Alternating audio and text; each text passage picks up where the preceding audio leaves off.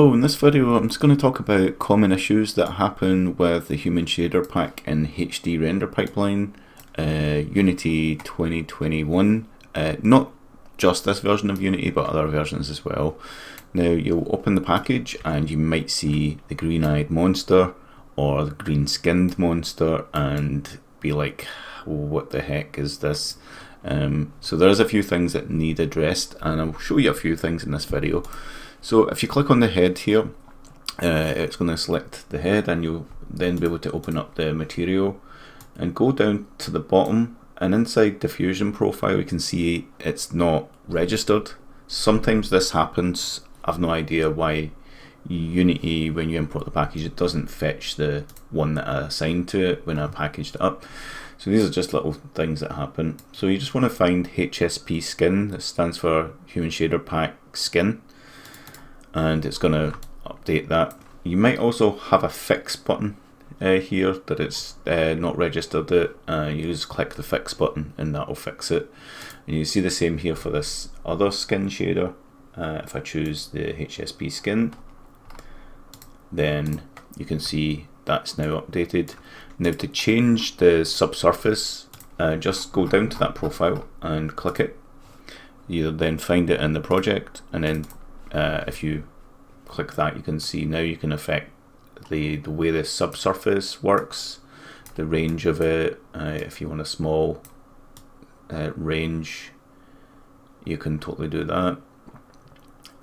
You can say if it's a thin or thick object, and that somehow affects it. You've got post scatter and pre and post scatter. I think this is the skin one. Index of refraction, I guess that's a kind of glossy. You see this glossy effect that you can put there as well. And the world scale, this affects the way it makes this noise effect. So it's kind of like making a noise effect. That's how you get that reddish tone. It's good to have that around about 0.5, I think, maybe 0.3 or 0.7. They're kind of good values. You can change the color of the scatter effect as well. I usually just leave that as it is because it's quite a good skin color. And you can see this is the diffusion profile that it creates based on the light strength. So yeah, just mess around with those. You can fine tune it. Another thing that is quite a major thing that happens is some people, they don't want a directional light in their scene because they've maybe got an indoor scene, or they simply just want a few point lights, and all of the shaders depend on this directional light, the way it affects the shimmer here and the skin and some of the shaders, but especially the eyes. Now the eyes use the light direction to adjust the pupil size, but also to let me just get that in place. It also rotates this fake caustic effect to give it that, you know, sense of realism. So as I rotate this around, you can see how it rotates this little texture that's been placed in the right place. Now if I was to take away the directional light, you can see these have maybe changed. You see when I click there, they've changed direction because that has forced it to update, and because there's no directional light, these don't have a sense of where the light's coming from. So if you did want to fix that, just add a directional light. Even if you're not going to use it, add a directional light and put the intensity down to like 0.1, and turn off any of the shadows and extra stuff. I think you just need to turn off the volumetrics and any shadows, and that will keep it optimized. Now you've got the ability to rotate. You can see that changes that. It only really affects the iris there. Let's add a point light just to show you that everything still kind of works based on point light.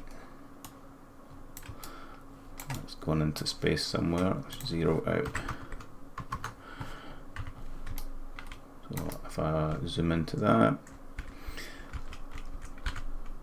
and I can bring that up. Bring that up, and let's make the range 1500.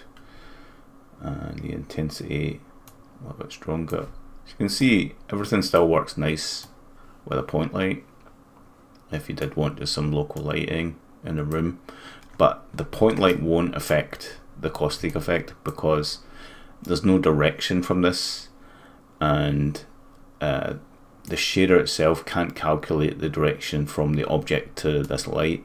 It's too complex, and probably a bit overhead to that if I ever got round to it, because it would have to detect X amount of point lights. I'm assuming you would have more, so a single directional light is enough for that.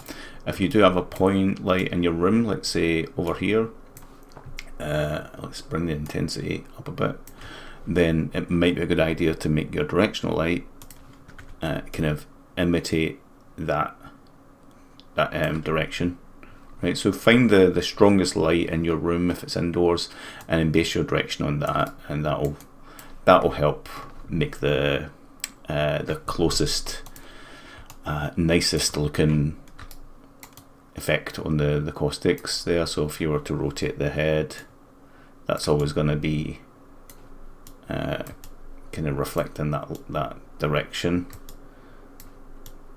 It doesn't always update the way you expect. It is a little bit of a cheap effect, to be honest, and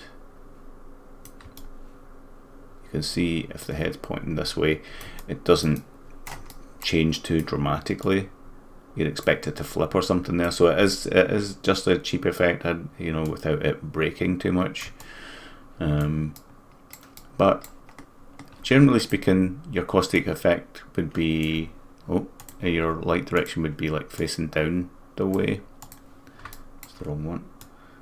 Kind of down like that, and that way the top of this looks kind of like in shade, something like that. So you just idealize it, and then that kind of works in every situation.